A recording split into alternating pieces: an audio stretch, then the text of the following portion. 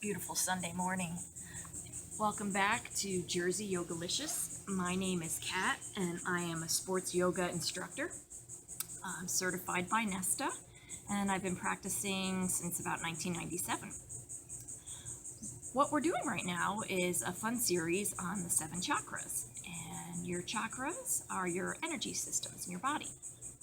If you're just joining us for the first time today, I would like you to go back after this video and watch the first chakra, which is your root chakra. And then you can, put the two together and continue on with the series. And where we left off last time was the root chakra, and we ended our session with a Biha mantra. And what a Biha mantra is a chanting practice. And we open our practice with the Om chant. We do a series of 3, and then we will review the 3 exercises that will help you with the chakra, and then we will close with the Biha mantra. And the Biha mantra is a combination of each of the 7 chakras, and we recite from each of the 7 chakras. As in the first chakra, we did Laum, which is Lam in Sanskrit, and the second chakra is Vam, V-A-M, and when we enunciate it, it will be Vam. So anyhow, you'll hear me go through the whole chant at the end, and please try to join along as you get used to it. The second chakra, or the sacral chakra, resides in our body just below our belly button, okay?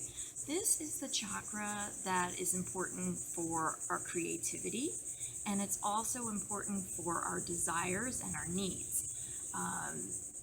How do I know if I have an imbalance? It's very easy. Do I feel blocked? If I'm an artist, a writer, a singer, a dancer, a performer, am I able to do my practice to my full potential? As a yogi, as a creative artist, you're a yogi. Am I blocked? Am I able to get into my practice? So if you're feeling any imbalance in this area, that's important to recognize, as with any chakra. And the other area would be our needs and desires. How open am I to give and receive love and help from others?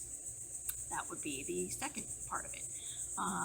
If we're experiencing any sexual dysfunction, we might want to look to the sacral chakra.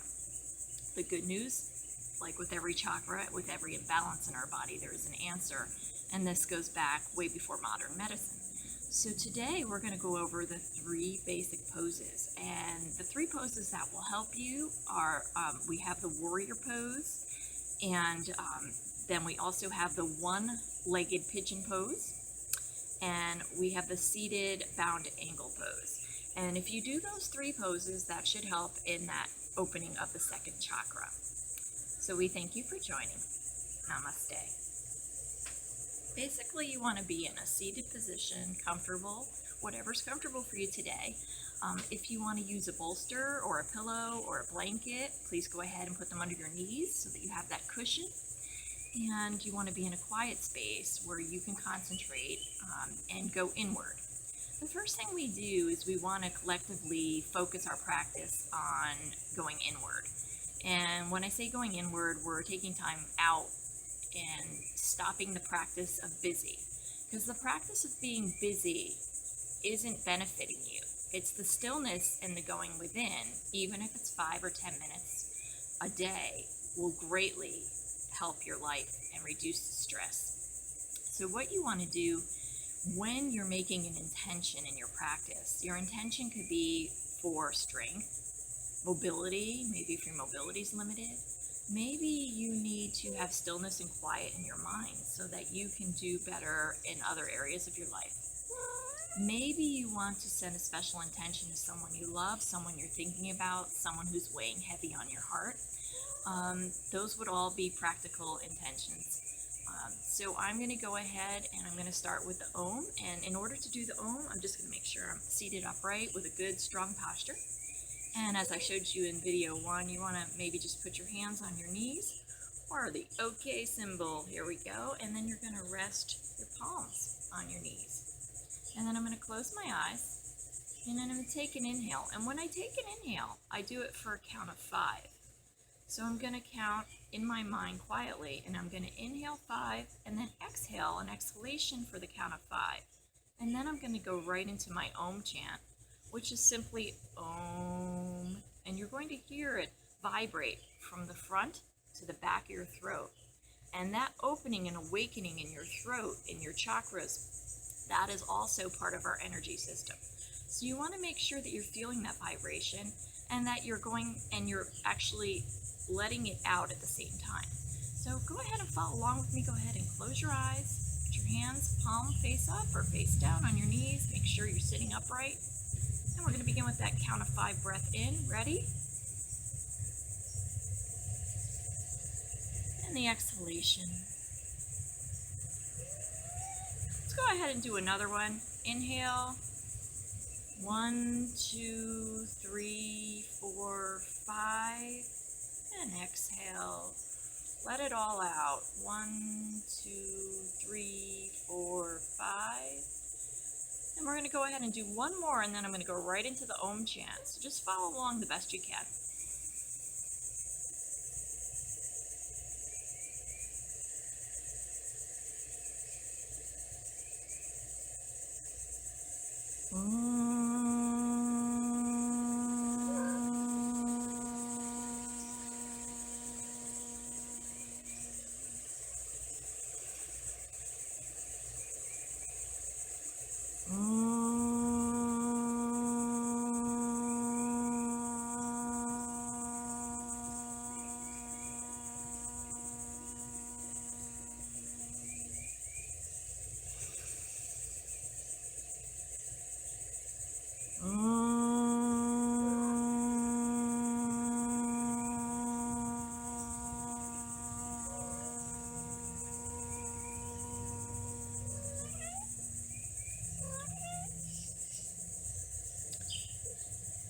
And we have Miss Darcy, Queen of Delmar, joining us to do the cat version of yoga again this morning. Ladies and gentlemen, you may have met her in the first version. So I'm going to begin with the one-legged pigeon pose.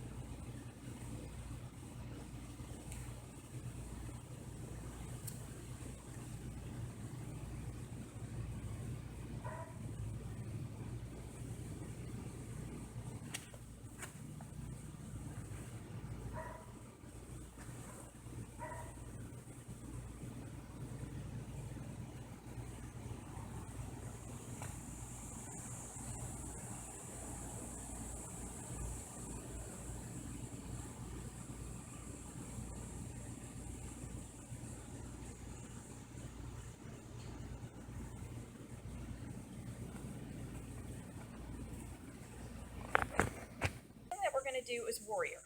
Okay, now warrior, I haven't done that with you guys. Normally when you do a warrior, you want to warm up first, okay? You want to do a sun salutation. So we're going to go ahead and start. I'm just going to show you the warrior just for illustration purposes, okay? So basically I have one foot, my left foot, and it's back towards the back of the mat. And it's facing out a 90-degree angle, okay? And then I have my right leg, and I'm going to go ahead and stretch. I'm going to take a nice big stance here, okay? And I'm going to bend into my right knee, okay? And I want to make sure that I'm bending properly, okay? I want to be careful of the knee. And then I have my hips. My hips are going to go ahead and I'm going to face in this direction so that I can straighten up. I'm going to straighten my posture up completely. My left leg is completely straight or with a slight bend, depending on your flexibility. For beginners, I definitely want you to have a bend in your knee, just a slight bend. You want to always protect the knee.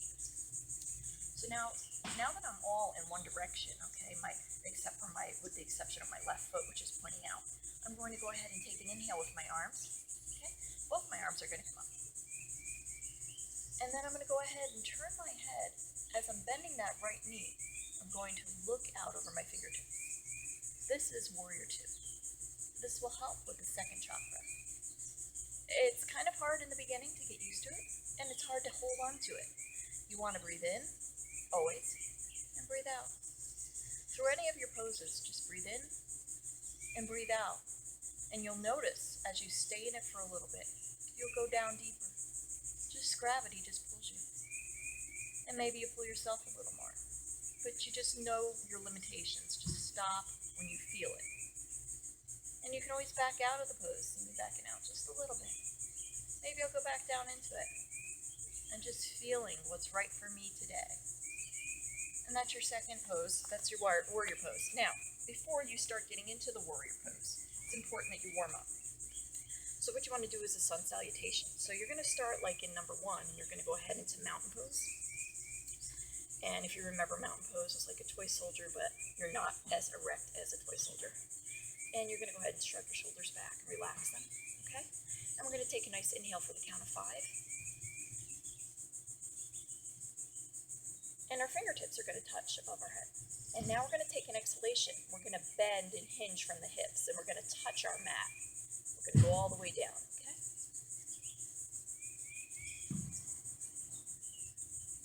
Now I'm touching in front of my toes and the front of my mat. Now I'm going to take an inhalation. I'm going to go halfway up, and my knees have a slight bend in them. And now what I want to do is I want to make my back like a coffee table. I want you to be able to put your glass on my back, and it will stay there. So I don't want to be rounded in the back. I want to have a nice flat back. Now I'm going to exhale back down again. And then I'm going to put my hands to the mat, spread my fingers, and I'm going to lift up my toes and just spread them and feel the stretch. And then put them back down on the mat. And now I'm going to go ahead and take my right leg back, and then my left leg back. And now I'm in the beginning of what we call plank pose. I'm going to go ahead and I'm going to hinge forward into my front toes. My heels are off the ground, and I'm into my palms. And I'm looking down at my mat. And again, I have a flat back. Now I'm going to exhale down.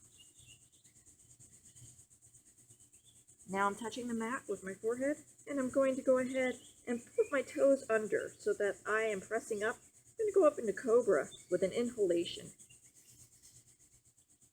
And now I'm going to go back down to my mat, exhalation. And now I'm going to push up into Downward Dog. So I'm going to push my hips up in the air, and I'm going to go back, and you'll watch me into an upside down V.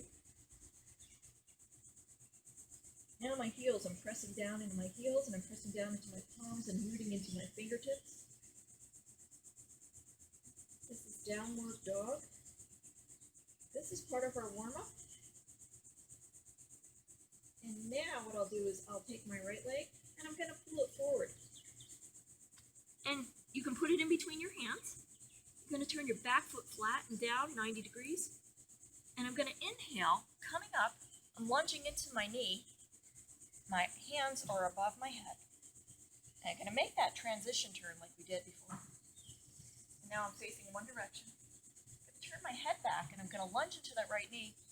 And guess what? We're back in Warrior 2. That is how I want you to come into Warrior 2 to warm up in the beginning. So that's why I gave you Warrior 2 before the pigeon pose initially, so that you would know there's a warm-up practice before you do anything. So now I'm going to come out of it. I'm going to come back up, swing my arms around to the front. I'm going to exhale down, bring my right leg back to meet my left leg, and I'm back in downward dog. Now I can go ahead and walk up to the front, and I'm going to hold it down, get a nice stretch there. And when I'm ready, I'm going to inhale it up slowly, each vertebrae coming up slowly.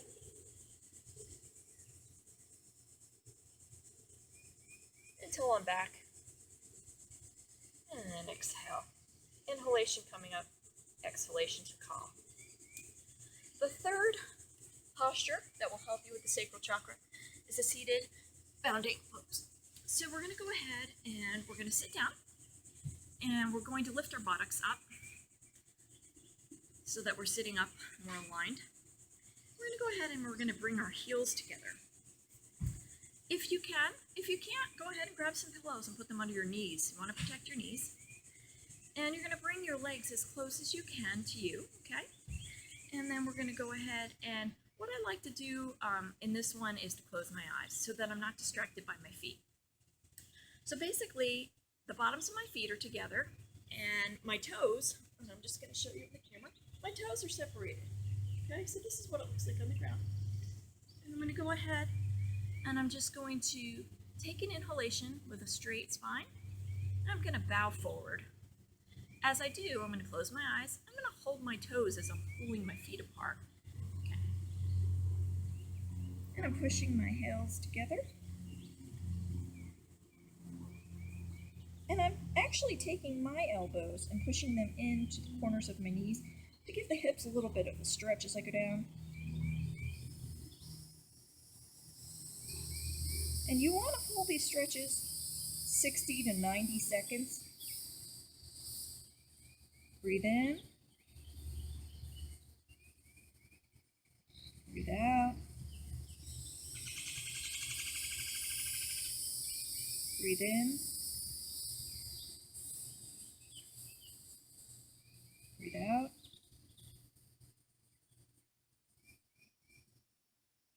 Breathe in.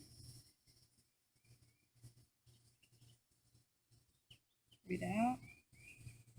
And slowly breathe in and come back up. The key for safety is you go in warmed up, you go in slow, and you come out slow.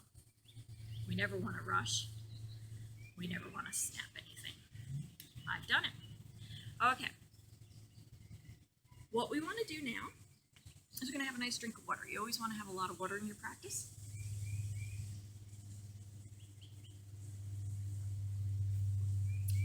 Sometimes I'll be in the middle of doing a sequence and I'll just get into it and I'll forget about that one element, slow. So I'm going to repeat that a lot in my practice to you. Go in slow, stay in, breathe, come out slow. If you can master that, you will master all of your teacher training, or even if you're not training for a teacher, you will master it as a student. Okay. So right now we're going to close with the Biha mantra, as I promised. And again, I'm going to sit in a nice seated position, and I'm going to go ahead and place the palms of my hands on my knees, and I'm going to take a nice inhalation, and then I'm going to begin. I'm going to go through the whole series for you, and that's how we're going to end our segment today. I do thank you for joining us, and if you'd like to learn more about yoga, please go to jerseyyogalishes.wordpress.com. My name is Kathleen, and it's been my pleasure to work with you today. Namaste.